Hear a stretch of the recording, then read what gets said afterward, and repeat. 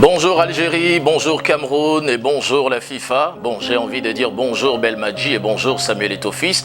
Alors aujourd'hui, c'est vraiment terrible. Depuis le match du 29 mars à Blida, évidemment, le Cameroun et l'Algérie ne respirent plus sur les réseaux sociaux.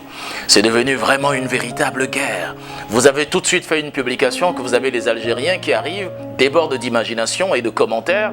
Vous avez les Camerounais éventuellement qui, peut-être avec la réplique un peu réservée, vont également réagir. Mais on a oublié que nous sommes en Afrique. Et le foot, c'est d'abord un jeu, le foot, c'est d'abord du sport et on est tous africains.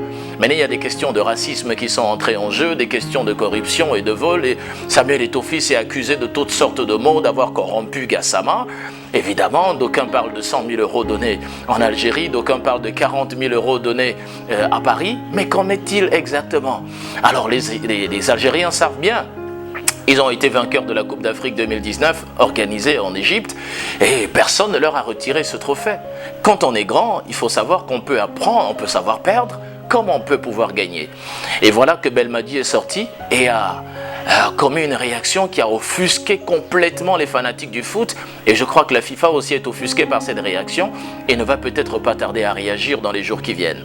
D'ailleurs, Samuel Eto'o a réagi à travers une communication en disant éventuellement qu'il en avait marre de la prolifération de ces accusations qui pesaient contre le Cameroun, contre la FECAFOOT et contre lui.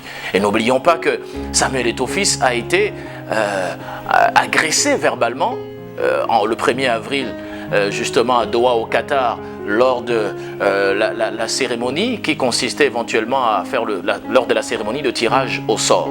Et ça en fait ce sont des différents événements qui devraient pouvoir nous interpeller nous. Au-delà du foot il y a une vie et la vie ne se limite pas qu'au foot, donc c'est ce que nous devons savoir.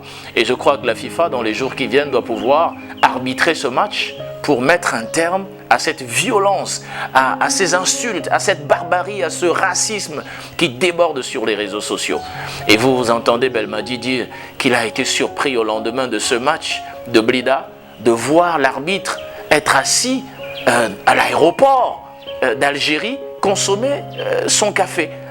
Et ben, il dit bien, il n'a pas demandé qu'on le tue, mais qu'on ne laisse pas l'arbitre boire son café aussi tranquillement. Qu'est-ce qu'il est en train de dire? Ce sont des propos vraiment haineux et ce sont des propos qui viennent montrer aujourd'hui que l'esprit de fair play n'est pas algérien.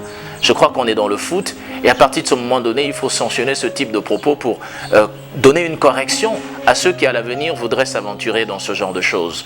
Frères et sœurs, algériens comme camerounais, comme ivoiriens, nous sommes tous africains. Nous sommes tous africains et autour du foot, nous devons pouvoir nous rassembler pour célébrer et non pour nous diviser, nous entretuer. Bonne journée aux Algériens, à très bientôt. Et n'oubliez pas de vous abonner sur Premium Télévision 237 et parce que sur Premium Télévision 237 vous avez toute l'actualité africaine, toute l'actualité du monde, on parle de foot, on parle de sport, on parle de culture, on parle pratiquement de tout avec des grandes enquêtes que nous faisons. Merci et bonne journée à vous.